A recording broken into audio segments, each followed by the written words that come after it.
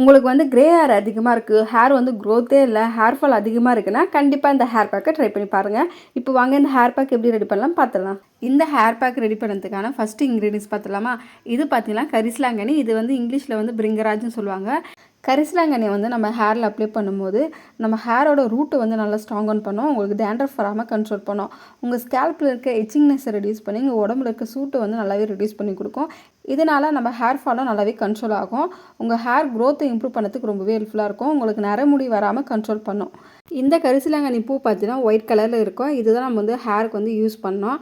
உங்களுக்கு வந்து ஃப்ரெஷ்ஷான கரிசலாங்கண்ணி கிடைக்கல, ஆன்லைனில் வந்து கரிசலாங்கண்ணி பவுட்ரு கூட வைக்கிறாங்க, அது கூட வாங்கி நீங்கள் யூஸ் பண்ணிக்கலாம்.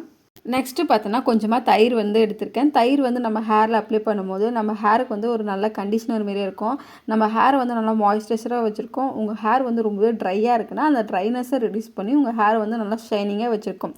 உங்கள் ஸ்கேல்பில் வந்து டேண்ட்ரஃப் இருந்தால் அந்த டேண்ட்ரஃப் ரெடியூஸ் பண்ணி உங்கள் ஸ்கேல்ப் வந்து நல்லா ஹெல்த்தியாக வச்சுருக்கோம்.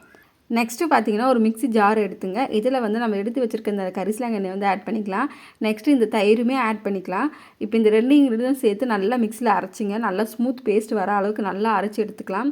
இப்போ பார்த்தீங்கன்னா அரைச்சி எடுத்தாச்சு. இந்த ஹேர் பேக்கை எப்படி உங்கள் ஹேரில் அப்ளை பண்ணனா, ஃபஸ்ட்டு உங்கள் ஹேரில் வந்து ஃபுல்லாக ஆயில் வச்சுருங்க. ஆயில் இல்லாமல் எந்த ஒரு ஹேர் பேக்கும் உங்கள் ஹேரில் அப்ளை பண்ணக்கூடாது.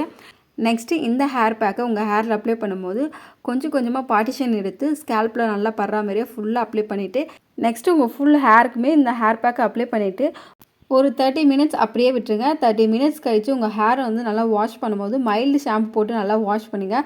வாஷ் பண்ணிவிட்டு உங்கள் ஹேர் பார்த்தா தெரியும், உங்கள் ஹேர் வந்து ரொம்பவே சாஃப்டாகவும் ஷைனிங்காகவும் இருக்கும்.